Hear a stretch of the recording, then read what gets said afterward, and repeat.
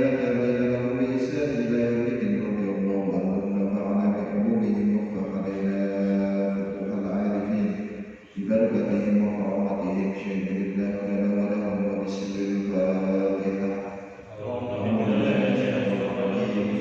بسم الله الرحمن الرحيم. الحمد لله رب العالمين الرحمن الرحيم مالك يوم الدين إياك نعبد وإياك نستعين اهدنا الصراط المستقيم صراط الذين أنعمت عليهم غير المغضوب عليهم ولا الضالين. اللهم صل على سيدنا مولانا محمد الفاتح لما أغلق والخاتم لما سبق ناصر الحق بالحق والهادي إلى صراطك المستقيم وعلى آله حق قدره ومقداره العلي العظيم. يا فتاح يا عليم افتح علينا أخرجنا من الظلمات الوهم والسلام النبي محمد وسلم برحمتك يا أرحم الراحمين. بسم الله الرحمن الرحيم. الحديث الأول عن أمير المؤمنين أبي حفص عمر بن الخطاب رضي الله تعالى عنه قال: سمعت رسول الله صلى الله عليه وسلم يقول: إنما الأعمال بالنيات وإنما لكل امرئ ما نوى فمن كانت هجرته إلى الله ورسوله فهجرته إلى الله ورسوله ومن كانت هجرته لدنيا يصيبها أو امرأة ينكحها فهجرته إلى ما هاجر إليه. Al-hadisu tapi hadis al-awwal pertama. Hadis yang pertama di dalam sebuah kitab namanya Arba'un An-Nawawi.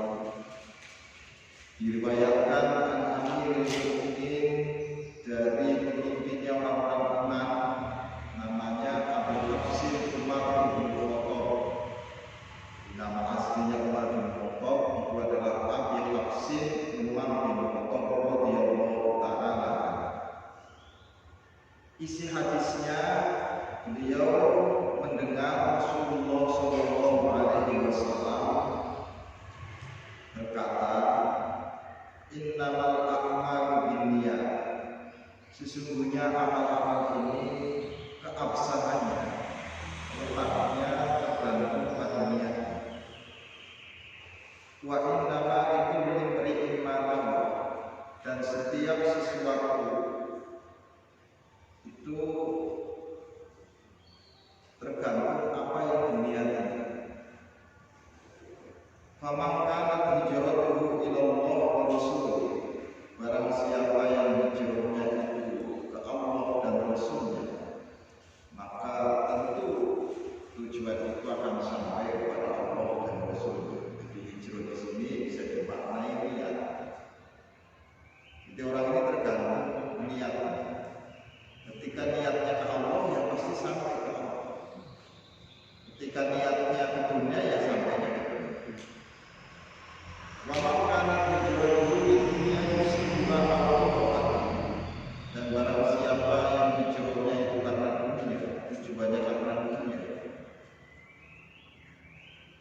aw imra'atin yunkihuha, atau karena perempuan yang akan dinikahi, maka niatan itu ya kembali pada tujuan yang semula. Fahijratuhu ila ma hajara ilaihi. Jadi bisa jadi sesuatu yang nilainya ibadah, namun bukan masuk dalam kategori ibadah, karena memang penentunya itu adalah badannya. Rawahu al-Imam al-Muhaddisain Abu Abdullah Muhammad Ismail ibnu Ibrahim al-Mughirah bin Barzah al-Bukhari wa al-Husain Muslim ibnu Hijaz ibnu Muslim al-Qushairi al-Nasiburi fi Sahihina al-Ladaina huma ashabul kutub al-Musannaf. Hadis ini diriwayatkan di dalam kitab sahihnya imam yang paling masyhur dalam ilmu hadis, yaitu Imam Bukhari dan Imam Muslim. Jadi nama lengkapnya Imam Bukhari itu namanya Abu Abdullah Muhammad bin Ismail bin Ibrahim bin Mughirah bin Barzah al-Bukhari.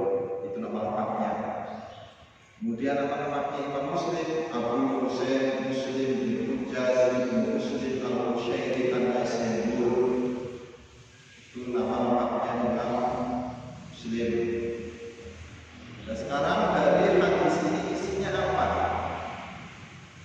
Dari hadis yang sudah tenar, innamal a'malu binniyat, semua itu bergantung pada niatnya. Isinya apa? Dalam hadis ala anna niyat mi'yarun litashihil a'mal. Hadis ini menunjukkan bahwa niat adalah merupakan tanda keabsahannya sebuah amal. Maka ketika amal ini tidak ada niatnya, ya semuanya kosong. Atau niatnya berbeda juga tidak sama antara amal yang satu dengan amal yang lain, walaupun amalnya bentuknya sama. Sama-sama misalkan hadir di masjid, itu bisa jadi amalnya tidak sama karena sisi yang menjadi penentunya adalah bukan kehadirannya, namun niat yang ada di dalam hadis ini menunjukkan bahwa niat itu menjadi tanda keabsahan sebuah amal. Fahaitsu sholahat an-niyah sholaha al-amal. Maka ketika niat ini adalah baik, maka akan memunculkan kebaikan pada amal. Artinya amal ini tergantung baik atau tidaknya, itu tergantung pada niat. Kalau niatnya baik, amalnya pun menjadi amal yang baik. Wahai fasada al-amal. Kalau niatnya jelek, sekalipun dibungkus dengan kebaikan, lahiriahnya baik, maka amalnya pasti akan melahirkan amal yang jelek. Jadi kalau misalnya namanya kita sekarang ini memakai baju-baju yang bagus, baju-baju agama, tapi kok lahirnya gerakan-gerakan yang jelek, karena penentunya adalah apa yang ada di dalam hati itu sesuatu yang jelek. Jadi wahai fasada al-amal. Wa idza wujida al-amal wa qaranatu an-niyah falahu salatatu ahwal. Lah ketika ada amal yang disertai oleh niat, yang disertai dengan niat, maka amal ini menjadi 3 ahwal, 3 keadaan. Sama-sama niat zuhur misalkan, atau sama-sama niat Ramadan, itu belum tentu sama. Amal yang disertai dengan niat itu menjadi 3 tingkatan. Atau kita nanti tingkatan kemana ini? Al-awwal ayat dzalika khaufan minallah. Ada kalanya niatnya beramal karena takut sama Allah Subhanahu wa taala, bukan karena faktor yang lain. Dia melaksanakan amal itu karena takut kepada Allah. Lah yang demikian itu disebut wahai ibadatul abid. Itulah ibadahnya orang yang beribadah. Jadi dia melaksanakan amal bukan karena tujuan yang lain, namun betul-betul karena takut kepada Allah. Ini namanya ibadatul abid. Ini kayaknya kita maksudnya yang kedua ini sih kayaknya. Asani ayyaf'ala dzalik liqalbil jannah wa thawab wa hadhihi ibadatut tujjar. Yang kedua, orang melaksanakan amal, niatnya itu yang dicari adalah surga dan pahala. Itu yang namanya amal yang disebut dengan ibadatul tujjar. Penyembahannya orang-orang yang kaya, pelaku perdagangan. Jadi orang dagang ini yang dicari keuntungan. Jadi kalau kita ibadah yang dicari surga, yang dicari apalagi pahala, nah ini ibadah mendagang Cik. Ini ada yang bawa kita ya Cik ya? Oh kalau ada yang bawa kita tak panani kan? Oh bawa nggak Cik?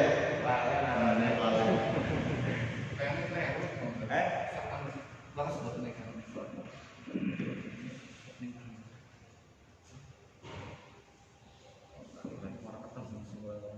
Udah gitu ya, itu beliau ini.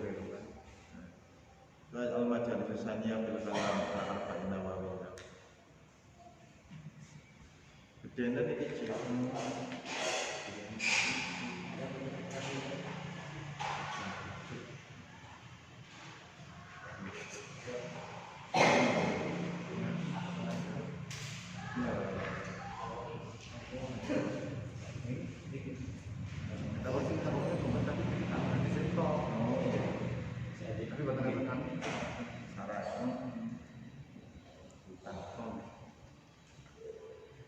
Ini ibadah yang disertai niat itu juga nanti tidak sama. Ada yang niatnya karena khauf lillahi ta'ala, takut sama Allah, maka itu namanya ibadahnya abidah.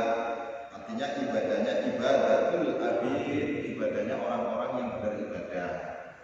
Yang kedua, dia niat, tapi ya di dalam hatinya tetap saja pengen mendapatkan surga. Ini bentuk ibadahnya orang dagang.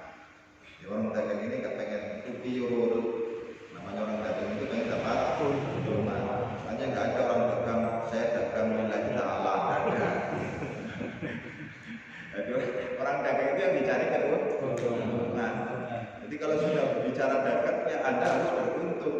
Tapi berbicara masalah ibadah tidak boleh untung rugi.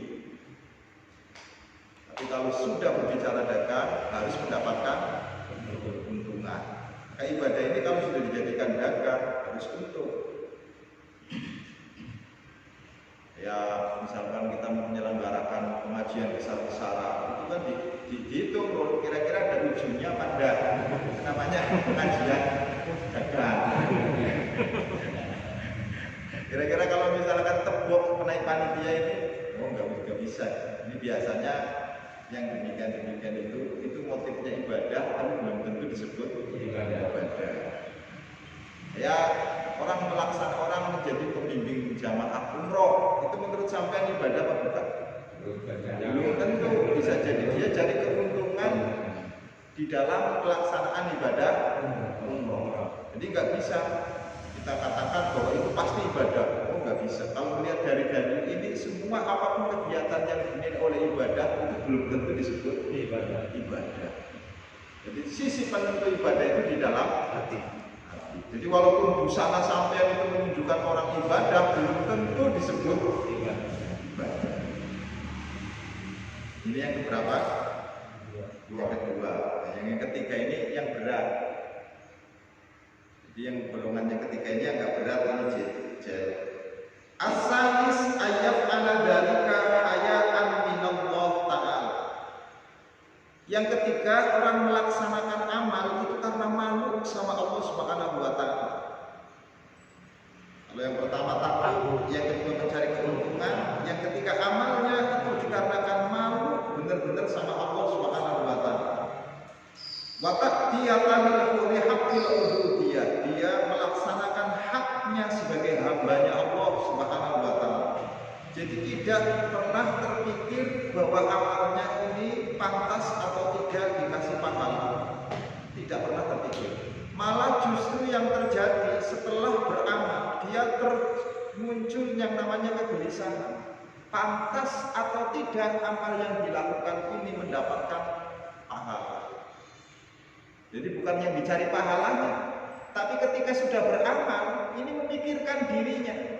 Kira-kira pantas atau tidak amal yang dilakukan ini dibalas oleh Allah Subhanahu wa ta'ala. Kita ini amalnya ini tidak dimarahin sama Allah, tidak menguntungkan Pak. Jadi nggak usah ngarep-ngarep anu lah ya, balasan lah ya. Jadi nggak dimarahin sama Allah aja, udah ini udah luar biasa. Traweh kalau dibuat yang serius sampai jam 12 yang waktunya berubah, dibuat cepet. Pokoknya ibadah kita ini adalah kalau dinilai dari awal sampai akhir, insya Allah malu sendiri malah. Jadi kita nggak usah nuntut yang nuntut pahala dari Allah Subhanahu wa ta'ala. Ini ibadahnya orang yang malu terhadap Allah. Wa ta'diyatan syukri, dia beribadah itu untuk melahirkan syukur kepada Allah, karena selama ini coba apa yang bukan dari Allah Subhanahu wa ta'ala. Berbicara itu dari Allah, mulutnya dari Allah, Anda ngomong dari Allah. Coba Anda dikasih kaki oleh Allah, digunakan untuk berjalan diizinkan oleh Allah. Terus apa yang kita dari Allah? Maka ketika Anda beribadah itu namanya syukur atas karunia yang Allah berikan.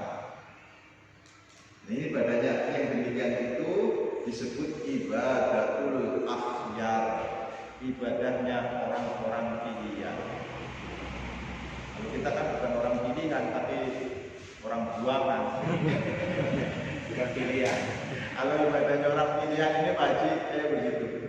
Dia ibadah tidak niatannya bukan karena untuk mencari pahala, tapi niatan ibadahnya itu dikarenakan memang malu dan menyukuri atas anugerah yang Allah berikan.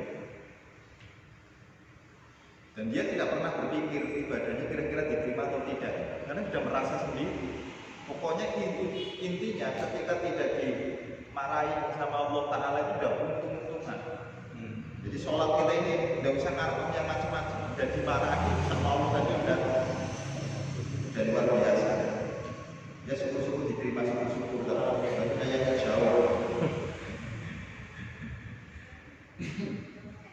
Ini untuk menanamkan bahwa kita menciptakan ibadah bukan melahirkan kesombongan. Kalau ibadah kita merasa sudah diterima nanti sombong. Ujung-ujungnya nanti seringkali mengatakan bahwa selain kita itu gak bakal diterima. Nah ini yang parah gitu. Ulama-ulama zaman dahulu itu kalau berdebat amaliyahnya itu ya tetap saja mereka atau beliau-beliau itu selalu mengatakan bahwa yang ibadah itu belum ada apa-apa. Beda sama kita bahwa kemarin itu biasanya ibadahnya sudah ditunjukkan. Bedanya ini bedanya orang dulu dengan orang sekarang. Bedanya orang dulu dengan orang sekarang. Wahai ibadatul akhyar wa ilaiha asyara Rasulullah sallallahu alaihi wasallam lama qalat lahu Aisyah radhiyallahu ta'ala anha. Hina qama minal lail hatta tawarramat qadama. Apa sikapnya Rasulullah sallallahu alaihi wasallam? Manusia yang pasti tidak berdosa. Manusia yang pasti benar. Manusia yang pasti masuk ke dalam surga. Manusia yang sangat sempurna. Namun sebegitu hebatnya Rasul, sebegitu hebatnya nama-namanya bersandar oleh Muhammad Sallallahu Alaihi Wasallam, tidak mengendorkan secuil pun semangatnya Rasul untuk beribadah kepada Allah sampai-sampai kedua telapak beliau itu mestinya kalau hitung-hitungan surga harusnya Kanjeng Nabi itu tidak usah sembahyang, nggak masalah karena kan sudah dijamin masuk surga. Malah dosanya sudah dihapus sama Allah Subhanahu wa Ta'ala. Nah kita yang belum pasti nih malah kadang-kadang melebihi Rasulullah Sallallahu Alaihi Wasallam. Ini Rasul yang sudah pasti saja ibadah ini nggak pernah tinggal. Nah kita yang belum pasti ke surganya sudah melebihi Rasul, kadang-kadang malah nggak ibadah. Jadi ngomong-ngomong ini kita kadang-kadang derajatnya lebih tinggi Rasulullah, lebih tinggi kita daripada Rasulullah Sallallahu Alaihi Wasallam. Sallallahu Alaihi Wasallam. Nah, Rasul ini yang manusia yang sudah luar biasa saja itu sholatnya tidak pernah. Makanya sangat muskil sekali ketika Rasulullah Sallallahu Alaihi Wasallam itu beribadah di malam hari itu jumlah rakaatnya sedikit, itu sangat muskil. Sampai yang 20 rakaat aja nggak bengkak apalagi. Itu saking lamanya Rasul dalam melaksanakan ibadah. Jadi nggak pernah yang namanya orang sudah takarub kepada Allah itu nggak ada hitungannya. Kalau kita ini kan masih hitung-hitungan karena ya dekat belum dikatakan jauh, memang kenyataannya ya nggak tahu. Ini kalau Rasulullah Sallallahu Alaihi Wasallam. Lah ketika Rasul ditanya oleh Aisyah, apa yang menyebabkan Anda ini selalu melaksanakan qiyamul lail, sholat di malam hari sampai kedua telapak beliau itu apa? Bengkak. Apa jawabannya Rasul? Ya Rasulullah, tatakallamu hadza wa qad ghafarallahu laka ma taqaddama min dzambik wa ma ta'akhkhara. Kalau memang tujuan ibadah itu adalah untuk menghapus dosa-dosanya, engkau tidak berdosa, bahkan dosa yang akan datang pun sudah dihapus sama Allah Subhanahu wa Ta'ala.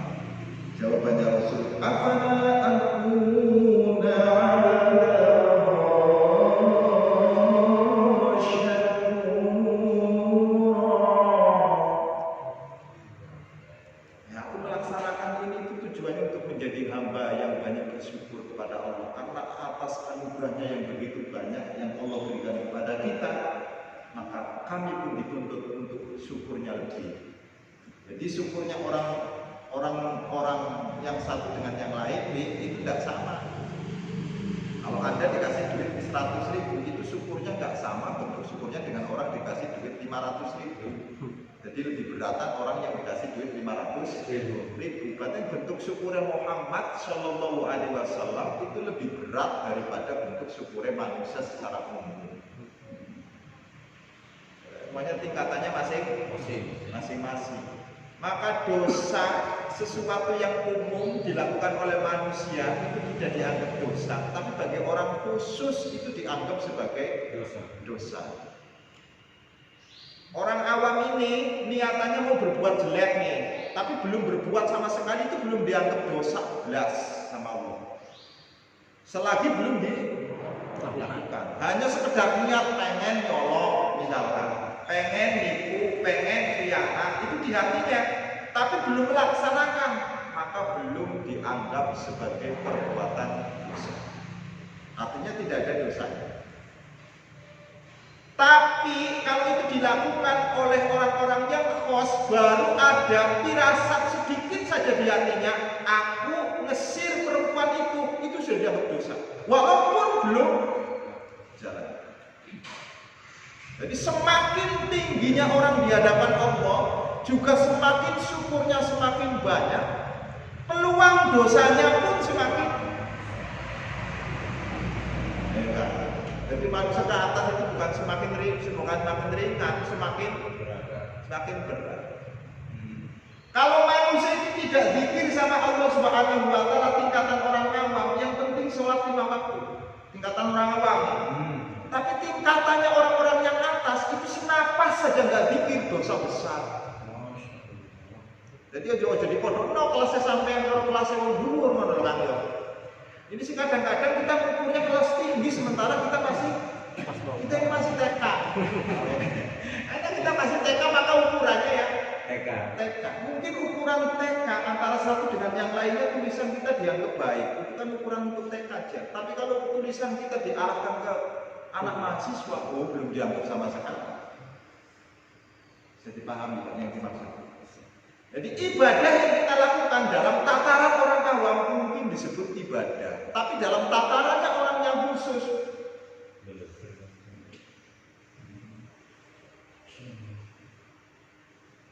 jadi kalau masuk surga ya nanti ngantri ya nggak masalah. Biasanya orang-orang awam itu ya kalau mau masuk harusnya ngantri. Kalau orang khusus kan nggak ada yang ngantri, dia itu punya jalan sendiri. Ya kita itu orang-orang awam, jalurnya ya kalau jalur awam ya karena membudayakan budaya. Yang bahaya ini karena kita sudah nggak sanggup ngantri ini loh Pak. Bapak sekalian yang mudah-mudahan dimuliakan oleh Allah Subhanahu wa Ta'ala. Rasulullah itu semakin menjadi tingkatannya tinggi bukan semakin enteng, semakin berat. Ini lucu, kita pengen naik tinggi tapi tantangannya pengennya ringan. Jadi semakin tinggi ya tantangannya semakin berat. Jadi segala sesuatu itu disesuaikan dengan tantangannya tinggi. Hanya kalau Anda tidak pengen tantangannya berat, nggak usah naik-naik. Iya. Makanya kalau naik itu pasti akan aneh. Pengennya naik tapi tidak mau tantangan. Wallahu a'lam bishawab. Pertanyaannya sekarang ini, fa inilah hal afdal al-ibadah ma'al khauf aw ma'al rujah. Sekarang ibadah ini yang paling baik itu ibadah yang dibarengi dengan dibarengi dengan rasa takut, atau ibadah yang paling bagus itu dibarengi dengan rasa khauf, rasa harapan. Hal afdal al-ibadah, apakah ibadah yang lebih utama itu ketika berbarengan dengan rasa takut kepadanya Allah atau rasa berharap kepada Allah Subhanahu wa Ta'ala? Mana yang harus didahulukan yang paling utama? Kita ibadah karena benar-benar takut atau karena benar-benar berharap? Imam Ghazali menjawab, qala Al-Ghazali rahimahullah ta'ala, al-ibadah ma'ar roja. Ibadah yang disertai dengan harapan itu lebih utama. Alasannya apa? Li'anna roja yurithu al-mahabbah. Karena orang kalau sudah berharap, dia akan mewarisi sifat mahabbah, sifat kecintaan.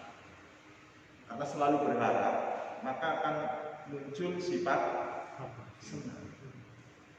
Yang beda, yang bahaya ini, wal khawf yurithu al-qalb.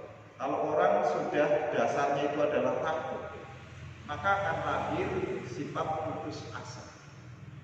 Bisa jadi corona ini adalah penyebab manusia berputus asa ini dari situ.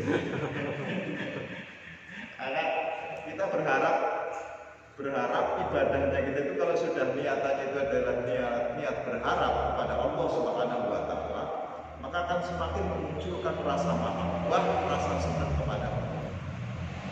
Tapi ketika ibadahnya itu adalah didasari dengan rasa takut kepada Allah, maka biasanya mewarisi putus asa.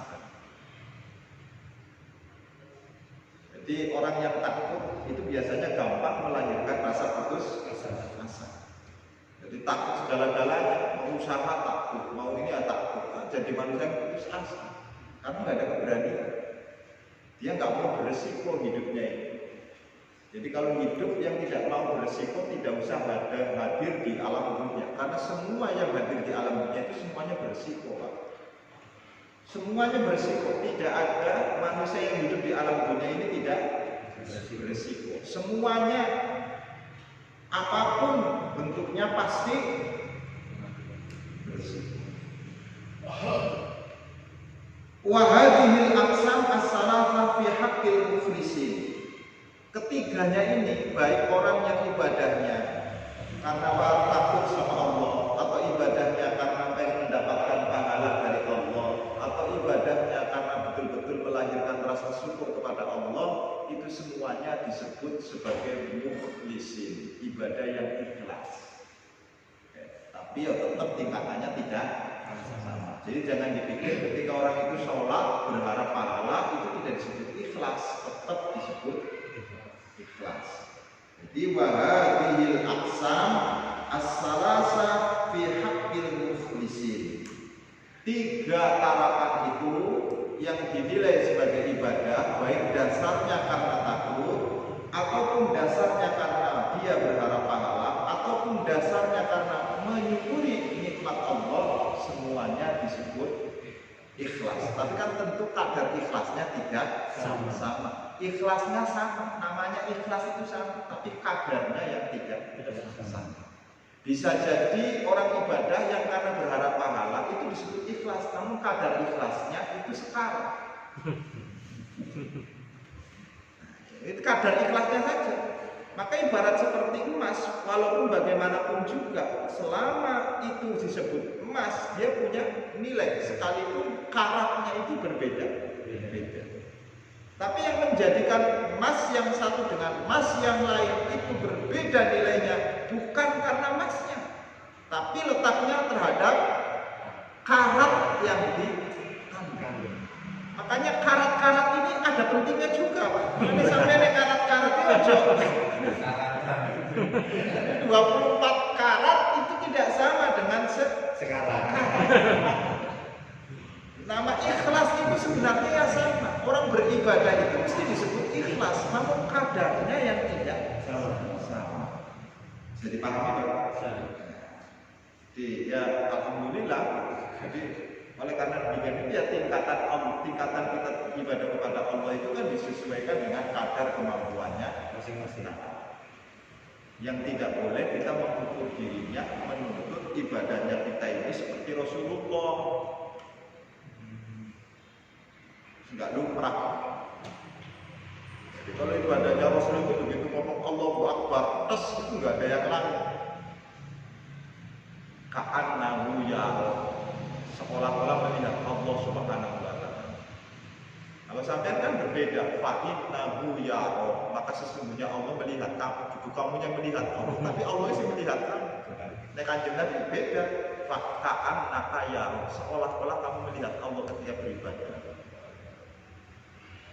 Jadi Jadi Allah itu begitu ada depannya khas gitu. Berdialog, bukan ngomong ibadah, ngomong sholat itu munajat nih. Itu ngomong sama Allah. Mana yang menunjukkan kita bermuhadasah dengan Allah Subhanahu wa taala? Dari awal Allahu Akbar. Itu sudah muhadasah dengan Allah, ngomong sama Allah Subhanahu wa taala. Apalagi ketika berkaitan dengan iyyaka na'budu wa iyyaka nasta'in. Makanya orang beribadah dengan Allah itu sangat dekat sekali. Itu karena kaan ya. Kalau kita kan beda. Fa innahu ya Allahnya yang melihat kamu, tapi kamunya tidak pernah mampu. Nanti di hadis yang kedua aja. Hadis kedua.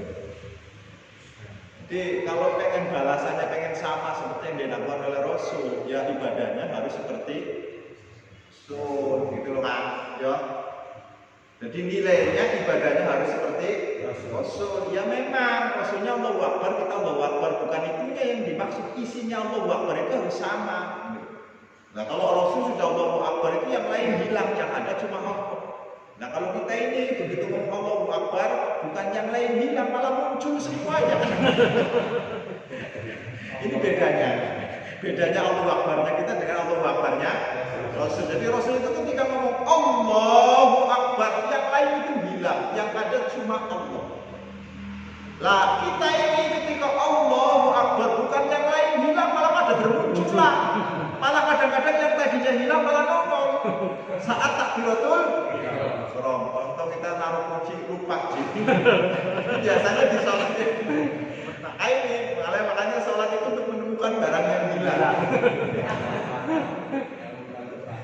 Itu bedanya dengan Rasulullah SAW. Jadi kalau Rasul, saya ulangi, kalau Rasul itu mengucapkan takbiratul ihram, Allahu Akbar, hilang semuanya. Yang ada cuma Allah. Nah kalau kita yang ngucapin Allahu Akbar, yang bilang malah pada ketemu semuanya. Itu beda. Lumayan ya Roh ya, lumayan ibadah kayak begini lumayan. Makanya ya selama ini ya kita kalau bilang itu banyak sholat, insya Allah. Biasanya barang yang hilang ini ketika sholat, tapi bagaimanapun juga dinilai, dinilai ikhlas, tapi kadarnya yang tidak sama. Ya barang yang asli dengan barang yang palsu itu walaupun mirip ya tetap harganya tidak sama. Barangkali. Wa'lam annal ikhlas qad uradu lahu al-ujub faman ajaba bi amali habita amaluhu.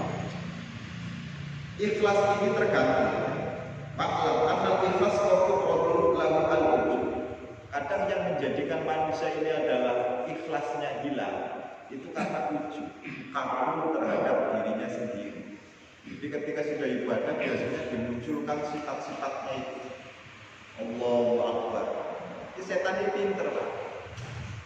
Begitu kita lagi khusyuk, seolah-olah khusyuk, setan itu ya paling pinter Pak. Tidak ada sholat yang seperti kamu. Semuanya ini faman ajaba bi amalihi habita amaluhu. Kalau orang itu adalah ibadahnya disertai dengan ujub, kekaguman terhadap dirinya, maka amalnya hilang. Jadi sholat yang disertai dengan kekaguman terhadap dirinya, merasa dirinya yang paling ibadah, bukan membawa pahala, malah melebur pahala. Ini makanya selalu saya kritik itu yang tujuannya itu ayo bareng-bareng begini, bukan faktor kebencian. Bedanya tipis sih orang kritik dengan orang benci. Di tempatnya ya di ikhlas ini yang menjadikan intinya ikhlas itu akan hilang ketika rasa kagum terhadap dirinya sendiri. Nah kalau orang sudah kagum bahaya, maka akan menghabiskan amal-amal. Ini namanya orang tanam tapi nggak pernah panen yang demikian ini. Kita ibadahnya rajin tapi nggak pernah dapat pahala secubit pun karena memang ibadahnya didasari dengan rasa ujub. Wa kadzalika man istakbara habita amal. Persis seperti hanya orang yang kagum terhadap ibadahnya sendiri, orang yang sombong dengan ibadahnya. sholat, kamu itu tidak seperti saya loh melaksanakan sholat lagi. Ini menurutnya itu bagus, padahal itu adalah melebur.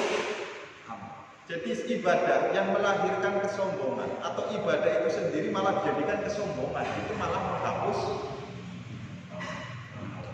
Jadi kita itu sholat itu karena untuk banyak-banyakan saja, itu yang namanya istakbar. Untuk rame-ramean itu namanya yang istakbar. Jadi ini ikhlas apa yang ini? Ikhlas apa yang ini? Ikhlas yang ikhlas kayak begini nih lah.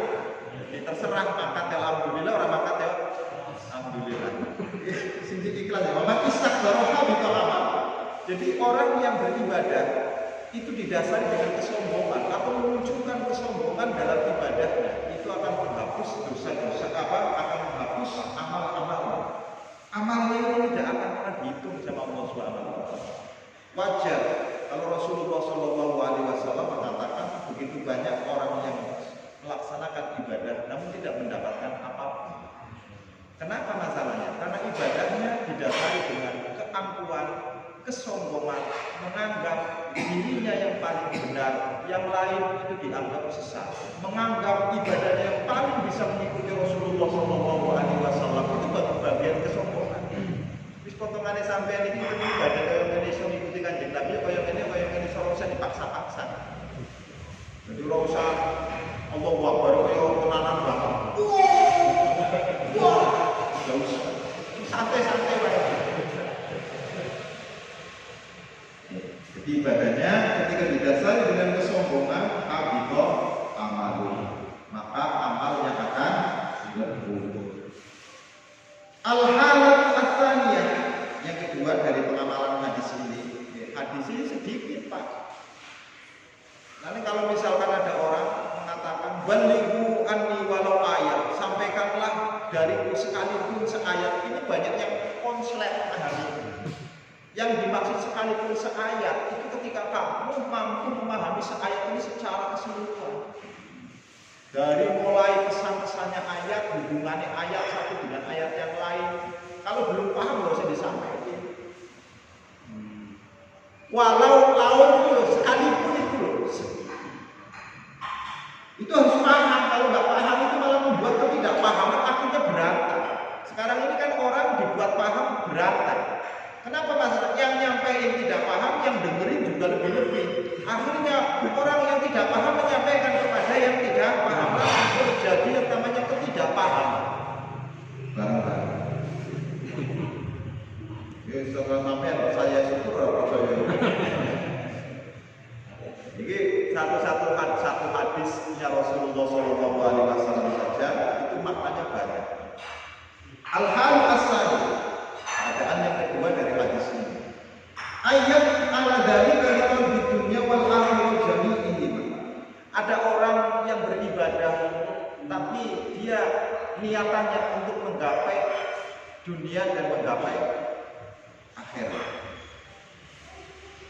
Jadi kalau yang tadi itu melulu ibadahnya karena kepada Allah. Sekarang ibadah yang kita lakukan itu juga untuk kepentingan dunia dan untuk kepentingan akhirat. Padahal ba'du ahlul ilmi ila anna amalahu mardud.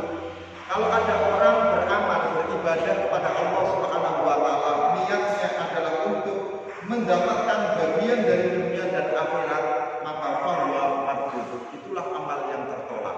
Jadi kalau sampean itu sholat tujuannya supaya dipuji sama manusia kan dunia dan kata Allah Subhanahu wa taala akhirat, maka amal yang demikian itu adalah mardud.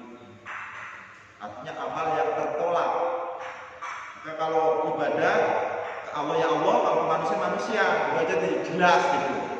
Jangan isinya ibadah tapi dibuat model dua, tujuan manusia dan tujuan Allah. Tidak boleh.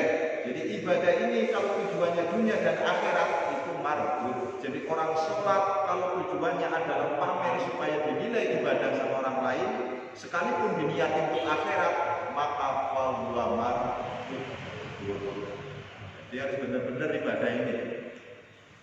Wastadalla biqoulihi alaihi salatu wassalam fil khabar ar-rabbani yaqulu Allah ta'ala ana ajru syuraka. Jadi kalau kamu misalkan mamanya dalam beribadah itu karena tujuannya bukan karena aku ini adalah zat yang maha kaya, tidak butuh terhadap penyekutuan. Wa ila hadza dzahaba al-haris al-muhasibi fi kitab al-ayat faqala al-ikhlas an turidahu bi ta'atihi wa la turidu siwa. Jadi ikhlas itu menurut Imam Muhasib artinya adalah Anda mentaati Allah bukan karena melihat yang lain, namun karena Anda beribadah karena Allah itu sendiri yang memerintahkan, tapi tidak pernah melihat kepada yang lain. Itu namanya ikhlas. Waria nau'ani. Ada kalanya orang yang mendorong ibadah itu karena unsur ria. Ria itu modelnya ada dua. Ahaduma la yuridu bi ta'atihi illan nas. Ria pertama ini adalah orang melaksanakan ibadah, melaksanakan ketaatan karena manusia. Itu namanya ria. Kamu sholat supaya bisa dinilai oleh manusia ahli ibadah. Itu namanya ria. Kayaknya kita kayaknya. Wathani ayyurida an-nas wa rabbun nas wa qilahuma muhbitul amal. Tujuan yang kedua, dengan sholatnya atau dengan ibadahnya kita niatkan agar dilihat sama Allah dan dilihat oleh manusia, maka itu pun disebut dengan riya. Kedua-duanya amal yang disertai dengan riya walaupun sedikit itu muhbitun lil amal, menghancurkan kepada pahala-pahala amal. Bisa jadi amal yang selama ini kita lakukan tidak berpahala karena memang ada unsur penyakit-penyakit yang ada di dalam amal. Nah, ini baru satu hadis belum selesai, nanti kita lanjutkan pada besok sore kan. Kita jam 5 insya Allah nggak usah banyak-banyak yang ngaji, sesuaikan dengan corona. Yang penting ngaji ada ngajinya banget ya. Nggak usah banyak-banyak. Yang mau hadir juga nggak usah dipaksa, nggak usah disuruh hadir. Kita cukupkan sekian, mudah-mudahan manfaat. Asyhadu